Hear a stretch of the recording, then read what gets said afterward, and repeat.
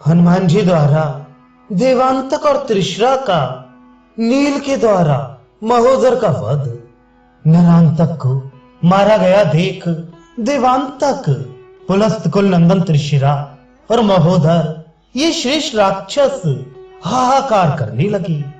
महोदर ने मेघ के समान गजराज पर बैठकर महापराक्रमी अंगद के ऊपर बड़े वेग से धावा किया।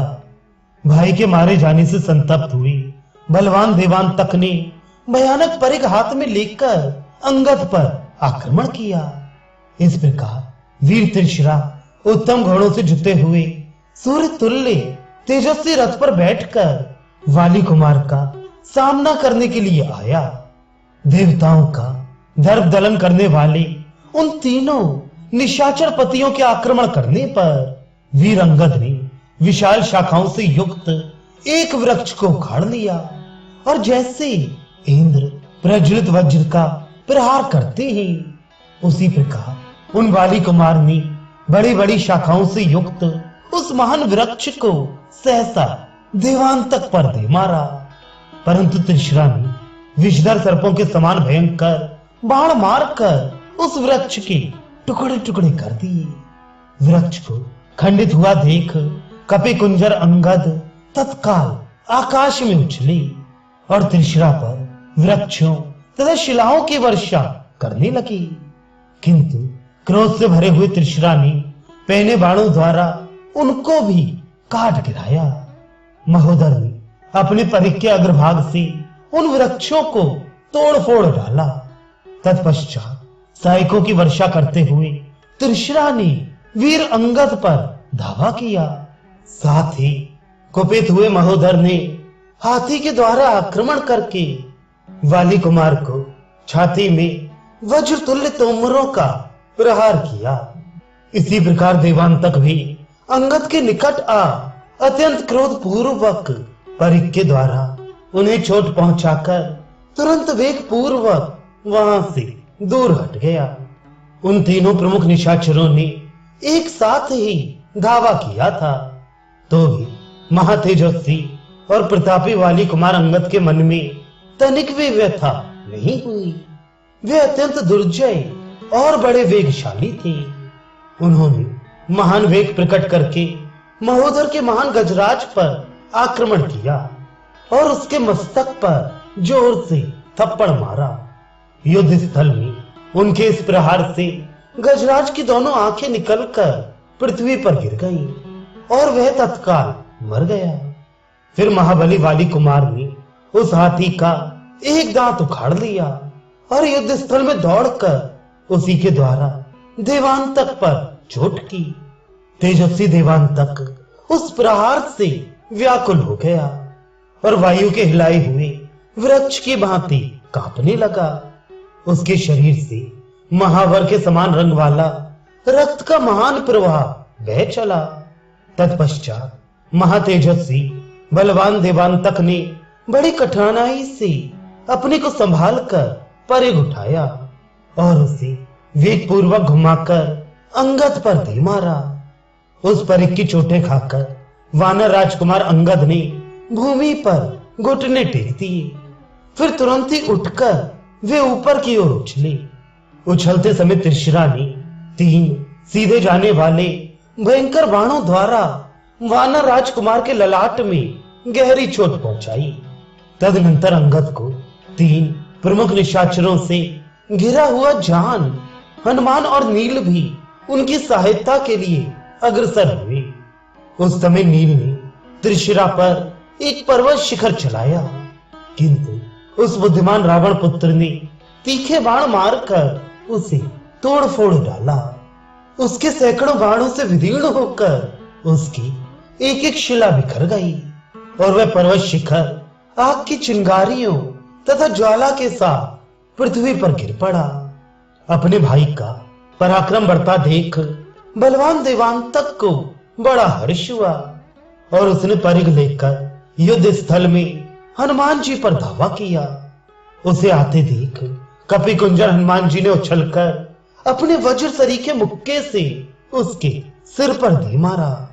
बलवान वायु कुमार महाकपि हनुमान जी ने उस समय देवांतक के मस्तक पर प्रहार किया और अपनी भीषण गर्जना से राक्षसों को कंपित कर दिया। उसके मुष्टि प्रहार से देवांतक का मस्तक फट गया और पिस उठा।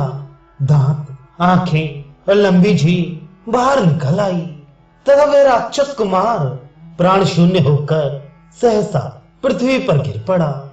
राक्षस योद्धाओं में प्रधान महाबली देवद्रोही देवांतक के युद्ध में मारे जाने पर त्रिशिरा को बड़ा क्रोध हुआ और उसने नील की छाती पर पहने बाणों की भयंकर वर्षा आरंभ कर दी। तदनंतर अत्यंत क्रोध से भरा हुआ महोदर पुनः शीघ्र ही एक पर्वताकार हाथी पर सवार हुआ, मानो सूर्यदेव मंदराचल पर आरूढ़ हुए हों। हाथी पर चढ़कर उसने नील के ऊपर बाणों की विकट वर्षा की, मानो इंद्रधनुष एवं विद्युत मंडल से युक्त मेघ किसी पर्वत पर जल की वर्षा कर रहा हो। बाण समूहों की निरंतर वर्षा होने से वानर सेनापति नील के सारे अंग क्षत विक्षत हो गए, उनका शरीर शिथिल हो गया। इस प्रकार महाबली महोदर ने उन्हें मूर्छित करके उनके बल विक्रम को कुंठित कर दिया। तत्पश्चात होश में आने पर नील ने वृक्ष समूहों से युक्त एक शैल शिखर को उखाड़ लिया। उनका वेग बड़ा भयंकर था। उन्होंने उछलकर उस वृक्ष को महोदर के मस्तक पर दे मारा। उस पर्वत शिखर के आघात से महोदर उस महान गजराज के साथ ही चूर चूर हो गया और मूर्छित एवं प्राण शून्य हो वज्र के मारे हुए पर्वत की भांति पृथ्वी पर गिर पड़ा। पिता के भाई को मारा गया देख त्रिशा के क्रोध की सीमा न रही। उसने धनुष हाथों में ले लिया और हनुमान जी को पहने बाणों से बींधना आरंभ किया। तब पवन कुमार ने कुपित होकर उस राक्षस के ऊपर पर्वत का शिखर चलाया, परंतु बलवान त्रिशरा ने अपने तीखे सहायकों से उसके कई टुकड़े कर डाले। उस पर्वत शिखर के प्रहार को व्यर्थ हुआ देख कपिवर हनुमान ने उस रणभूमि में रावण पुत्र त्रिशरा के ऊपर वृक्षों की वर्षा आरंभ कर दी, किंतु प्रतापी त्रिशरा ने आकाश में होने वाली वृक्षों की उस वृष्टि को अपने पहने बाणों से छिन्न भिन्न कर दिया और बड़े जोर से गर्जना की। तब हनुमान जी कूदकर त्रिशरा के पास जा पहुंचे और जैसे कुपित सिंह गजराज को अपने पंजों से चीर डालता है, उसी प्रकार रोष से भरे हुए पवन कुमार ने त्रिशरा के घोड़े को अपने नखों से विदीर्ण कर डाला। यह देख रावण कुमार त्रिशरा ने शक्ति हाथ में ली, मानो यमराज ने काल रात्रि को साथ ले लिया हो।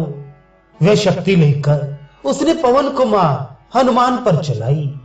जैसे आकाश में उल्कापात हुआ हो, उसी प्रकार वह शक्ति जिसकी गति कहीं कुंठित नहीं होती थी चली, परंतु वानर शेष हनुमान जी ने उसे अपने शरीर में लगने से पहले ही हाथ से पकड़ लिया और तोड़ डाला।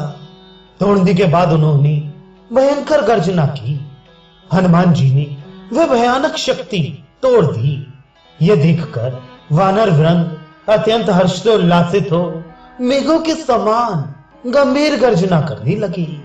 तब राक्षस शिरोमणि त्रिशरा ने तलवार उठाई और कपिश्रेष्ठ हनुमान जी की छाती पर उसकी भरपूर चोट की। तलवार की चोट से घायल हो पराक्रमी पवन कुमार हनुमान ने त्रिशरा की छाती में एक तमाचा जड़ दिया। उनका थप्पड़ लगते ही महातेजस्वी त्रिशरा अपनी चेतना खो बैठा। उसके हाथ से हथियार खिसक गया और वह स्वयं भी पृथ्वी पर गिर पड़ा।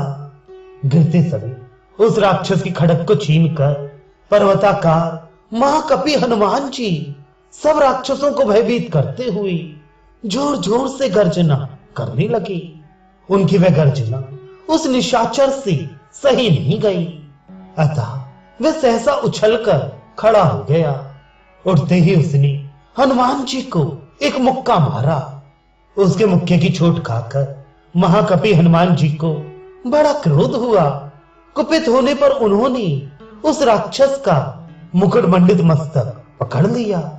फिर तो जैसे पूर्व काल में इंद्र ने त्वष्टा के पुत्र विश्वरूप के तीनों मस्तकों को वज्र से काट गिराया था, उसी प्रकार कुपित हुए पवन पुत्र हनुमान ने रावण पुत्र त्रिशरा के किरीट और कुंडलों सहित तीनों मस्तकों को तीखी तलवार से काट डाला। उन मस्तकों की सभी इंद्रियां विशाल थी, उनकी आंखें प्रज्वलित अग्नि के समान उद्दीप्त हो रही थी। उस इंद्रद्रोही त्रिशरा के वे तीनों से उसी प्रकार पृथ्वी पर गिरे जैसे आकाश से तारे टूटकर गिरते हैं। देवद्रोही त्रिशरा जब इंद्रतुल्य पराक्रमी हनुमान जी के हाथ से मारा गया, तब समस्त वानर हर्षनाद करने लगे, धरती कांपने लगी तथा राक्षस चारों दिशाओं की ओर भाग चले।